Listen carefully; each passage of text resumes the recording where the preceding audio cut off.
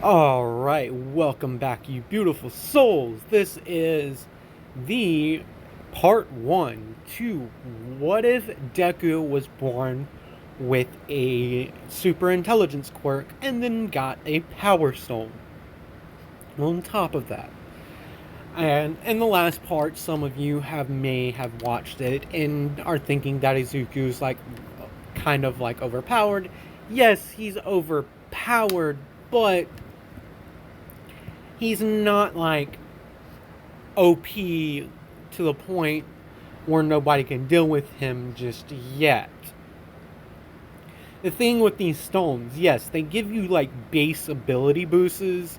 They give you a super speed ability. They give you base regeneration, a base regeneration factor. They also give you base super strength. And each one has its unique properties to it. Izuku's is more tied to speed, so it's easier for him to train his super speed, and it also does give him a certain level of a boost to his intelligence, because basically it gives him a pseudo mimicry ability that's for specific things, but combined with his intelligence, it kind of enhances his intelligence.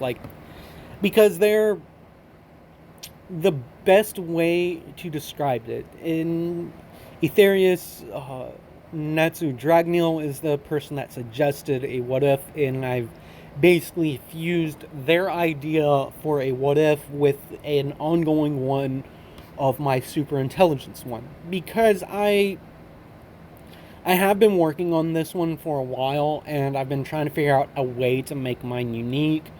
And when Aetherius, when he suggested the what if suggestion that he made, I was like, ooh, that's a good idea. And I did spend, like he said in the comment section below, in the previous video, I did spend about 4 hours in total going over it, but I did spend about 2 hours. We did spend about 2 hours going over ideas for part 0 and subsequent ideas for the series.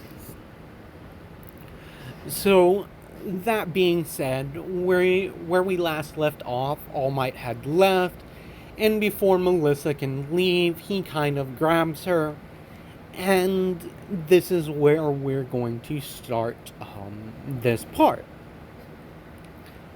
So he says, Melissa, hold up for a minute. There's also something else I need to ask you, and a few other things I need to tell you, and it involves this, pointing to Emerald. And so Melissa's like, what is it? And Izuku's like, so, has Sapphire started talking to you yet? And Melissa's like, no, but as soon as you handed it to me, I just felt an extreme warmth.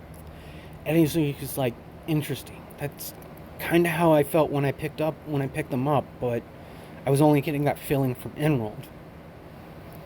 I guess, I don't know, I think that may be the sign that the person is an appropriate host for them. And Melissa asks, so what exactly are they? And Izuku's like, well, come back inside. I don't really feel comfortable speaking about it out here, because someone could walk by and overhear it. And she comes back inside, and Izuku closes the door, and he's like, well, the best way to describe them would be a best way to describe what we are now is beings of a symbiotic relationship.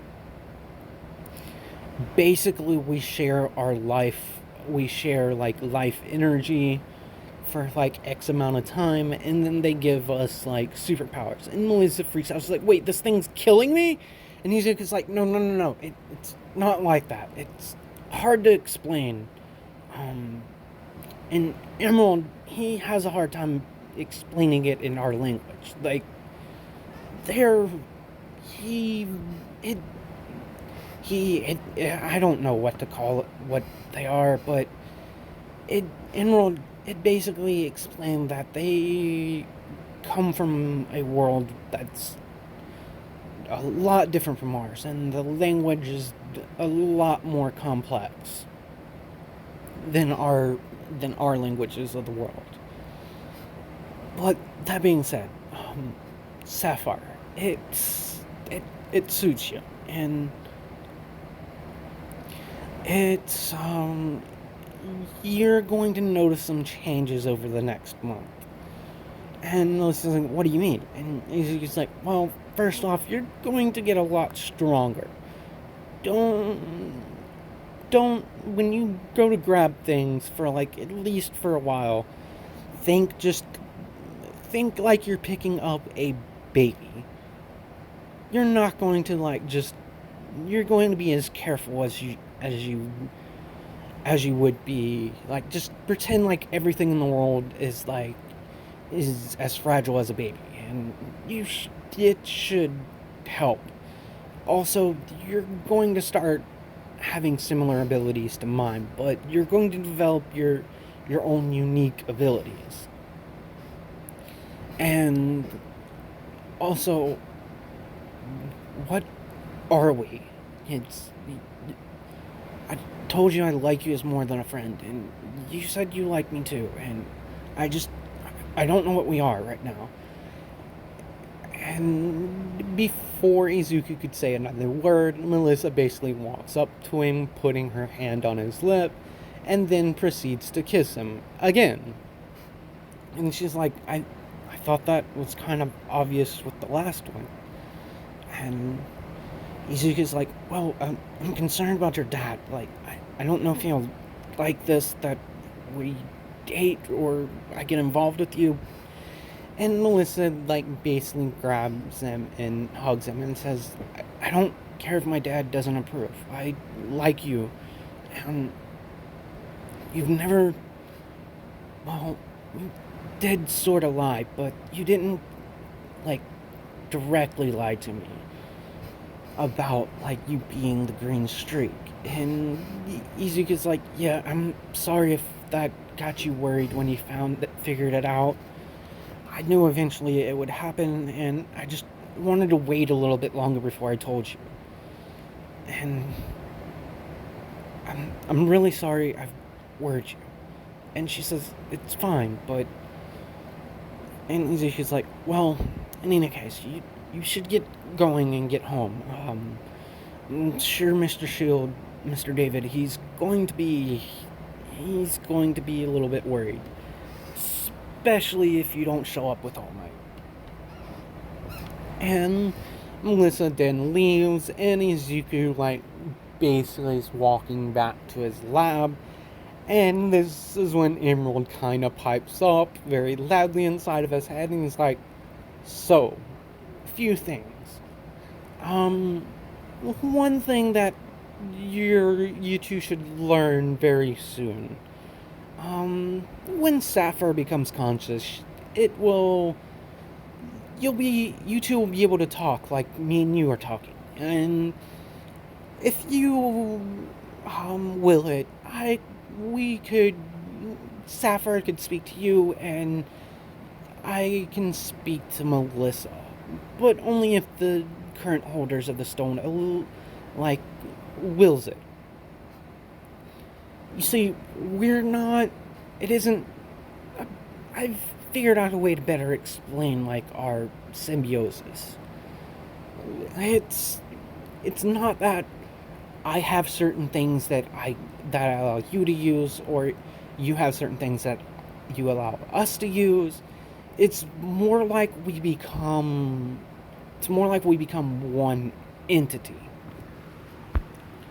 Basically, we're one being now, and as long as we stay bonded to you,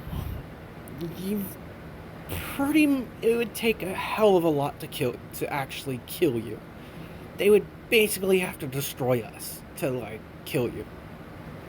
And that would basically take a freaking black hole exploding to do so.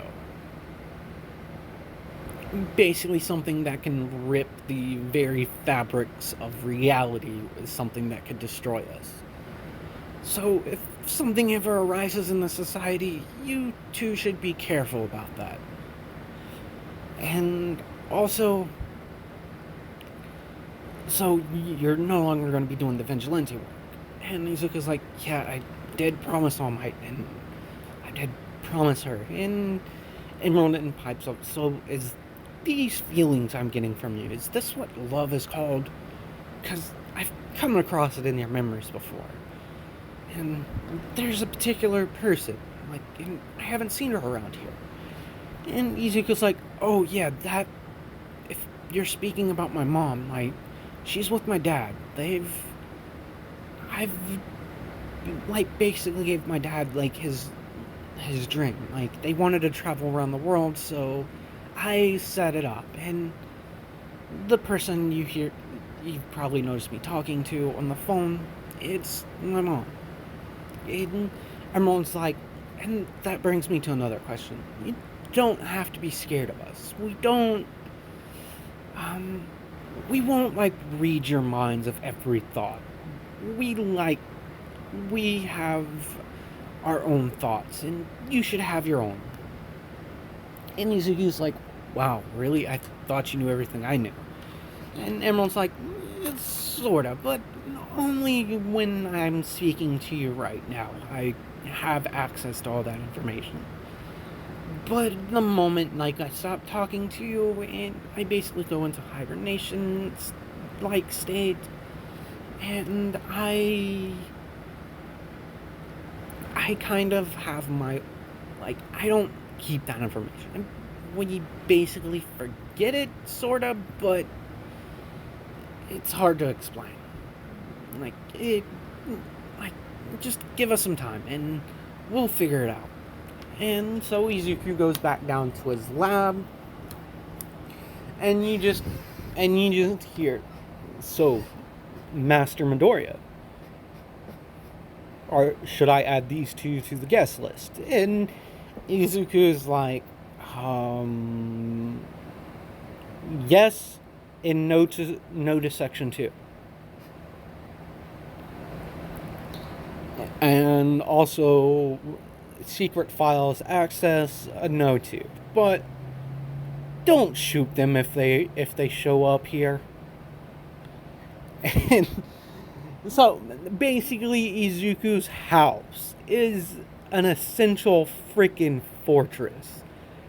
Anybody who breaks into this place is really dumb, because the moment the security system, like, realizes you're not supposed to be there, you're pretty much screwed. Simply because Izuku basically built this to protect the stones while they're not bonded to anyone. Because basically when the stones bond with someone, it becomes a permanent bond, and the only way to effectively, like, remove it from them is to explode a black hole next to them. So it literally takes something that can destroy the very fabrics of reality. So, that being said, let's continue our story. So, Izuku is like, open Project Zenith. Oh, so we're going to work on that tonight. And another side effect for Izuku is he only now requires, like, an hour of sleep, and 1 hour of sleep for Izuku is pretty much like a full, like, 8 hours rest. So that being said, Izuku is up for 24 hours, and he's up for 23 hours, and he sleeps for an hour a day, and he's totally fine. His biology has drastically changed from when he was a human. He's not really human anymore, and I will explain that more in detail later. So Izuku spends like the rest of the night working on Project Zenith, and I'm not going to say what it is because it is kind of special.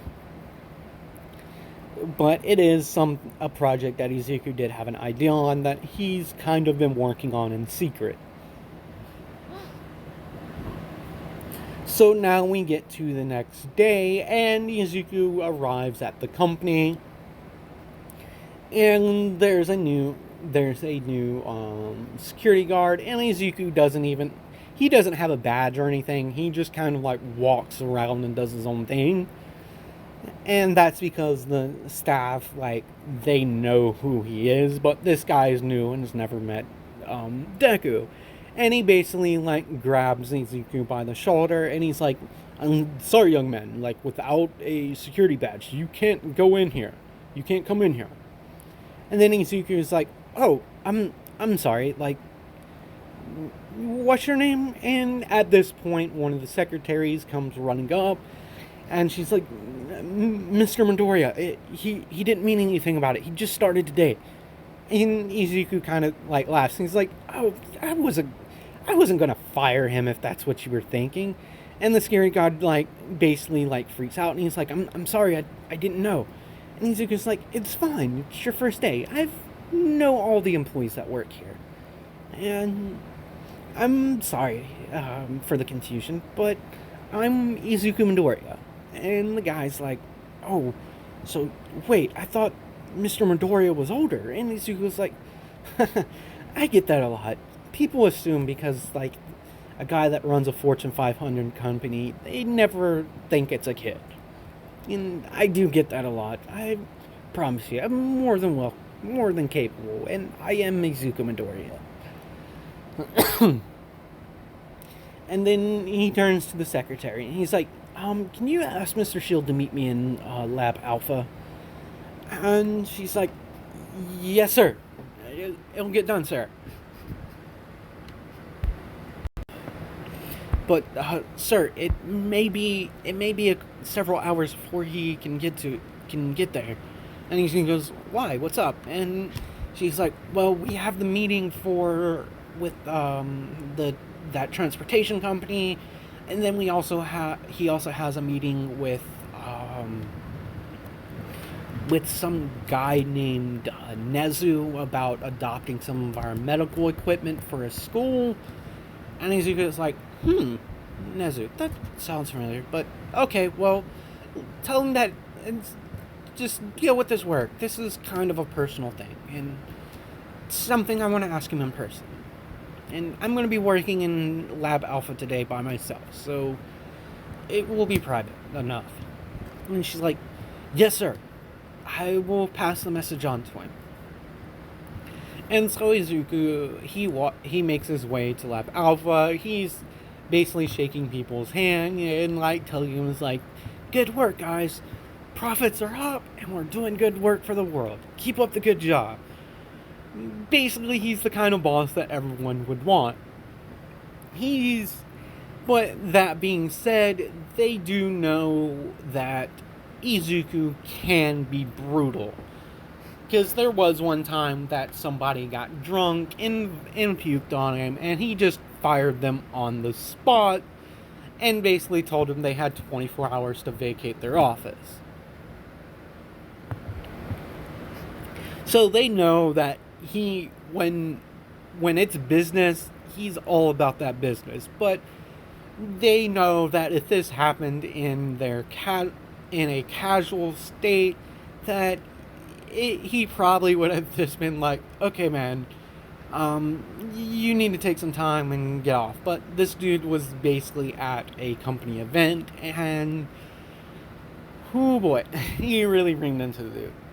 So Izuku gets to Lab Alpha, and he's surprised to see like someone there, and because he just sees like someone in a suit like working on something, and he's like, excuse me, like I'm going to be working on a private project today. And the person turns around and he's like, Melissa, like, how'd you get in here?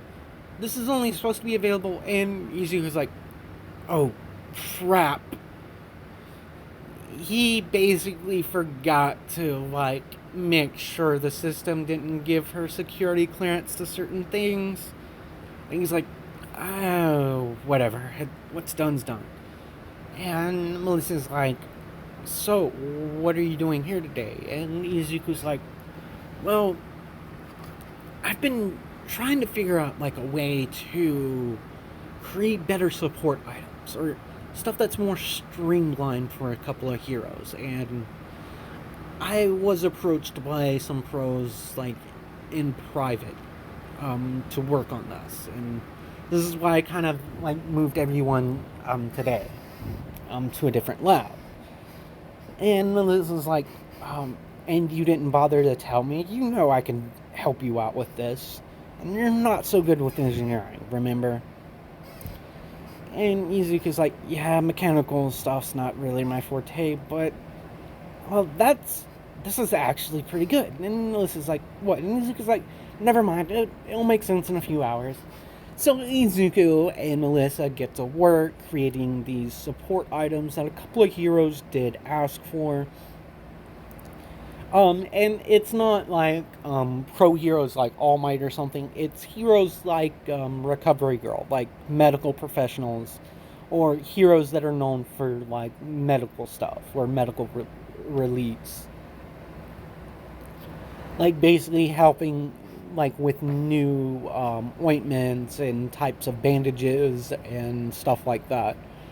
And after a few hours, Izuku like sighs a sigh of relief, and he's like, "Well, that should about do it.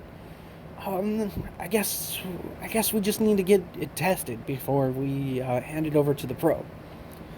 And about this time, like a bell goes off, and Izuku's like, "Huh, right on time."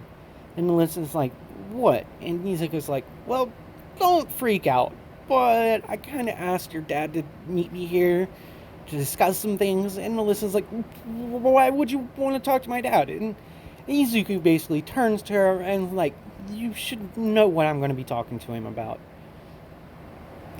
And David comes into the lab, and Izuku greets him, and he's like, "Ah, Professor Sealed, it's been a while since I've like actually saw you face to face."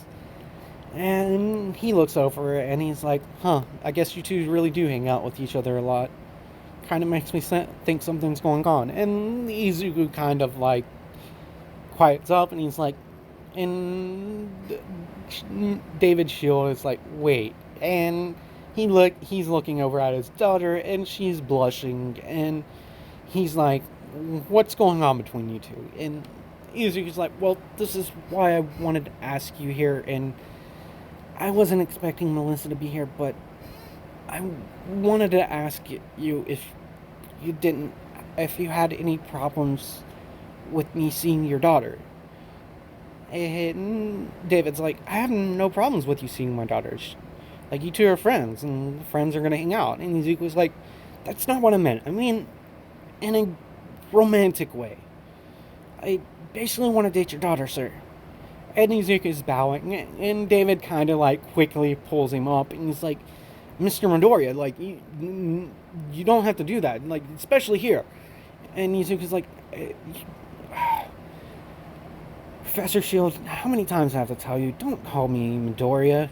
You're the only person here that I allowed to like call me by my first name." And David's like, "Yeah, but it still feels awkward, you calling me professor." And he's like, "Well, you'll always be my professor." Especially when it comes to like making support stuff, because like I just don't really get that side of it. I'm more about like the science behind the stuff. And David Shield, he basically like starts laughing at this, and he's like, "Well," he turns to his daughter, and he's like, "Do you want this?" And Melissa like through like blushing says, "Yes, Dad. I was going to talk to you about it today too, but he beat me to it." And Izuku's like, yeah, I'm sorry, Mr. Shield. Like, I hope this doesn't make any conflicts with our business arrangements. And David's like, well, it's not going to be an issue if you don't hurt her. And Izuku's like, that's far from it, sir. I'd never think of to do it. So that's the end of that conversation. And then Izuku basically asks Melissa out on a date. They go out on a date, and then Izuku does end up developing a few more things, and it makes his company it makes him richer. Basically, what the school wanted to adapt was a semi like stasis pod kinda, and Izuku's company is known for producing like high-end tech that can do some things that normal medical equipment can't do. And basically Nezu was there like asking if they can adopt some of their like cryogenesis like tech and like some of their medical equipment. So they were able to build like a smaller version of it for UA, and Izuku will eventually meet Principal Nezu and they go to do the install, and that will play a bit in the next part. So then Izuku is going to be spending the next 2 years training with Melissa, and his training is going to get more and more intense, and he slowly begins to spend less and less time at the company. Basically, he's hired a few more CEOs to kind of take care of the day-to-day business with the company, while he focuses more on helping Melissa out and gaining her ability, like working on her abilities and training his abilities more. And all the while, he still does come in like at least once a week, but he's not there every day like he normally is now. He comes in on Saturdays, which is a day that him and Melissa talked about, that he does need to spend at least one day out of the week at the company. And he also does explain to her that, well, you may have already noticed it, but you don't really need to sleep as long as you have been. And Melissa's like, really? Why? And then Izuku basically explains to her for like the past 6 years, well, actually at this point it would be 7 years, because I'm putting this about like a year after he had healed All Might and Melissa had gained Sapphire. And she's like, well, I've just been going to sleep and then waking up. I haven't really thought too much about it. And Izuku's like, well, I don't know. It may be different for you, but with Emerald, I kind of only need 1 hour to sleep every night. And Melissa's like, wait, so the past 7 years you've only been sleeping 1 hour every day? And Izuku's like, yeah, what's wrong with that? And she's like, that's crazy. That can't be true. Like, you're always full of energy. And Izuku's like, yeah, I know, it's kind of weird. And I've been running tests on it. And basically, like, 1 hour of sleep for me is like 8 hours of sleep for a normal person. So, again, I'm going to, I've had a lot of time to think and work on things. And Izuku basically says, and there's another thing. I don't know how to say this, but I want to go to UA, and I wish you could go too, but you're already not in. And Melissa's like, well, we could ask Uncle All Might. And he's just like, what do you mean? And she basically says, well, I wasn't supposed to say anything, but if it's you, I don't think it would be a big of an issue. But he is supposed to like start becoming a teacher this year because, well, remember he mentioned that boy. He has passed his quirk on, but it wasn't to that boy. Like he basically vouched for his friend, and Izuku's like, oh, okay, well, I guess I'll stop looking for someone. Wait, do you know who he passed it on to? And Melissa's like, well, I don't really know his name, but I know he's a student at UA. Otherwise, Uncle All Might wouldn't want to be a teacher there. So yes, All Might is actually going to start being a teacher at UA 1 year earlier than what he normally would.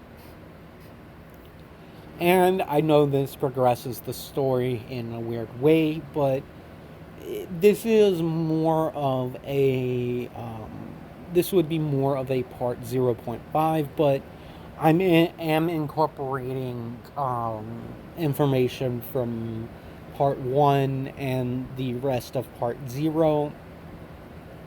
So this video is coming up on 31 minutes. I'm sorry if this one is a little bit drawn out or lazical, but I needed to fix a few things.